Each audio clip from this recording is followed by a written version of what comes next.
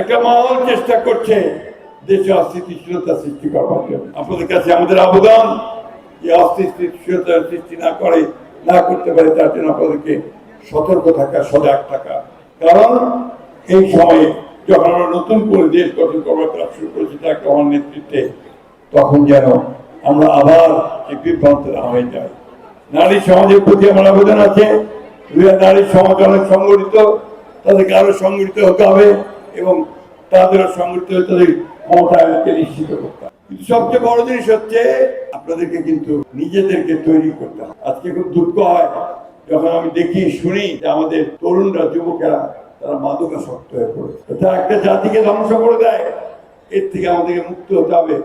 আমি আবেদন জানাবো, অনুরোধ জানাবো আমাদের তরুণদেরকে তারা যেন এগুলো থেকে মুক্ত থাকে এবং সামাজিক আন্দোলন করে তোলে এই মাদক থেকে দূরে থাকা। এটা খুব জরুরি দরকার। আমি অনুরোধ জানাবো তরুণ যুবকদেরকে এখানে খেলাধুলার সঙ্গে সম্পৃক্ত হওয়ার জন্য। এই উপজেলা হাতে নতুন সুযোগ এসেছে, এখানে একটা নিজস্ব সংস্কৃতি গড়ে তুলতে হবে, খেলাধুলার চর্চা করাতে হবে, নেতৃত্ব গড়ে তুলতে হবে। তাহলে শুধুমাত্র রুইয়া উপজেলার সামনের দিকে এগিয়ে যাবে। একটা সময় ছিল যখন রুইয়া নেতৃত্ব দিত, আমরা আশা করি ঠাকুরগাঁ জেলায় রুইয়া আবার সেই নেতৃত্বের স্থানে। কে ভাই যাবে না? যাবে না? রুইয়ার মানুষের যে আস্থা আছে তো রেখে নেতৃত্ব দিবেন তো?